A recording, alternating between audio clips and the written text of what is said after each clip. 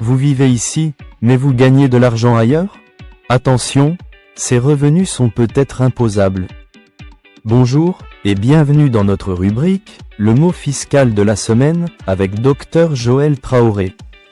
Aujourd'hui, parlons des revenus de source étrangère. Que signifie ce terme exactement? Un revenu de source étrangère, c'est tout simplement un revenu, généré en dehors du pays, où vous êtes fiscalement résident. Par exemple, vous travaillez depuis Bamako, pour une entreprise canadienne, qui vous paye sur un compte local.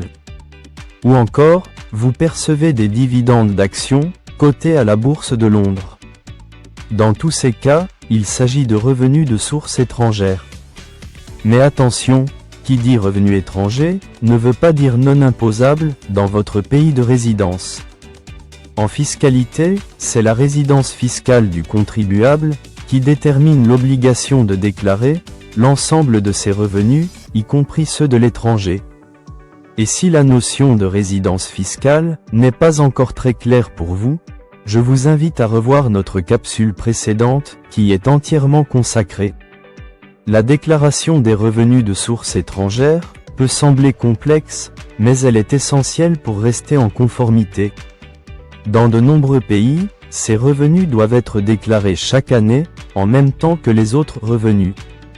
Ils sont généralement classés par catégorie: salaire, loyer, dividendes, intérêts, et il est souvent demandé d'indiquer le type de revenu, le pays source des revenus, et le montant perçu.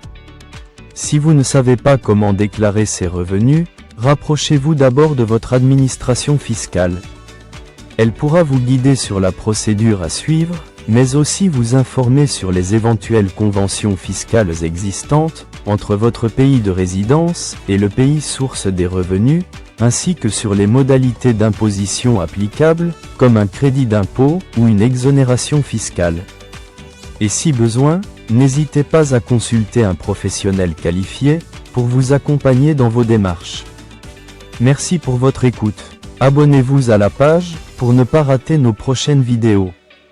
À bientôt, pour un nouveau mot fiscal de la semaine.